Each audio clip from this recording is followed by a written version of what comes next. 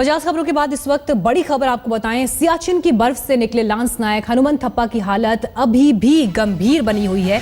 सूत्रों से मिली ताजा जानकारी के मुताबिक उनकी हालत में सुधार होता नहीं दिख रहा और लगातार स्थिति उनकी गंभीर बनी हुई है, लेकिन डॉक्टर्स की टीम भी उनका इलाज कर रही है। हनुमंत थप्पा की हालत को लगातार मॉनिटर किया जा रहा है। इस बीच आर्मी चीफ दलबीर सिंह सुहाग आज भी दिल्ली के आरआर अस्पताल पहुंचे, जहां हनुमंत थप्पा का इलाज चल रहा है।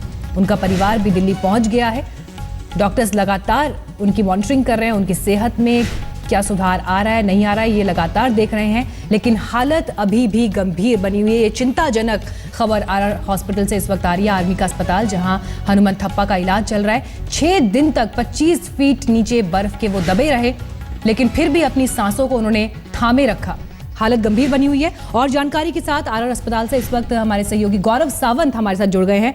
गौरव, पूरे देश की निगाहें इस वक्त आरआर अस्पताल पर टिकी हैं और सभी लोग उनकी सेहत की दुआ मांग रहे हैं। कैसी तबीयत है अभी हनुमंत थप्पा की?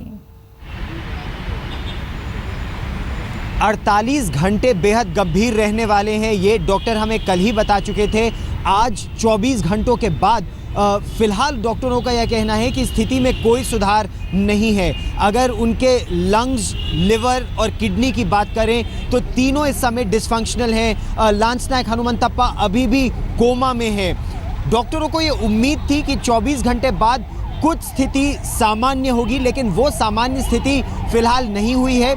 सेना अध्यक्ष जनरल दलबीर सिंह यहाँ पहुंचे, सेना के कई आला अधिकारी इस समय यहाँ पर हैं। डॉक्टरों की एक बड़ी टीम कर्नल नायर की अध्यक्षता में ये टीम 24 घंटे निगरानी रखे हुए है और फिलहाल वो यही कह रहे हैं कि उम्मीद हम यही कर रहे हैं और ईश्वर से प्रार्थना कर रहे हैं कि लांस नायक हनुमंत थप्पा की सेहत में सुधार आए।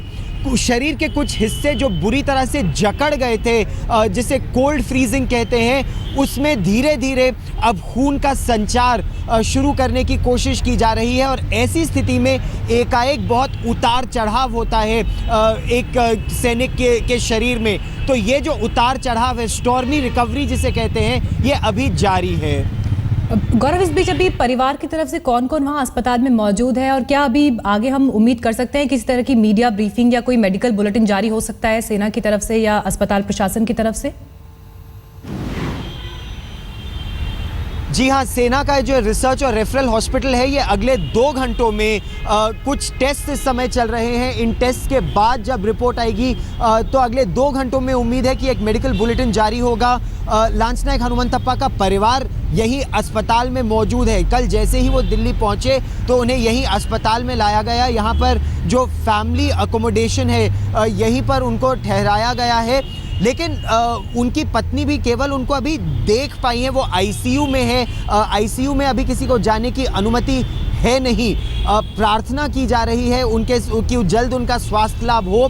मेडिकल बुलेटिन जब आएगा उसमें डॉक्टर हमें ये बता पाएंगे कि अगर सुधार आ रहा है तो अगले 24 घंटों में हमें क्या पता चल पाएगा। जो पहले 48 घंटे होते हैं मीनाक्षी, वो बहुत क्रिटिकल होते हैं किसी भी स्थिति में। स्पेशली अगर 35 फीट, जैसा आप कह रही थी, 35 फीट 20,500 फीट की ऊंचाई पर जब वो दबे रहे, वो भी 5 दिन तक, तो उनके शरीर के खासतौर पर ब्रेन में जो ऑक्सीजन की सप्लाई थी वो खासी कम हो गई थी। हालांकि वो खुद एक योगा गुरु थे, योगा के इंस्ट्रक्टर थे, और उसकी वजह से भी डॉक्टरों का मानना है कि वो जीवित रहने में सफल रहे हैं। बिल्कुल, यहाँ तक उन्होंने अपना जीवन बनाए रखा, लेकिन अब डॉक्टर्स के भरोसे, और यहाँ से चिंताजनक बात ये आ रही है कि हालत उनकी अभी भी गंभीर बनी हुई है। आगे भी अपडेट हम आपको देते रहेंगे।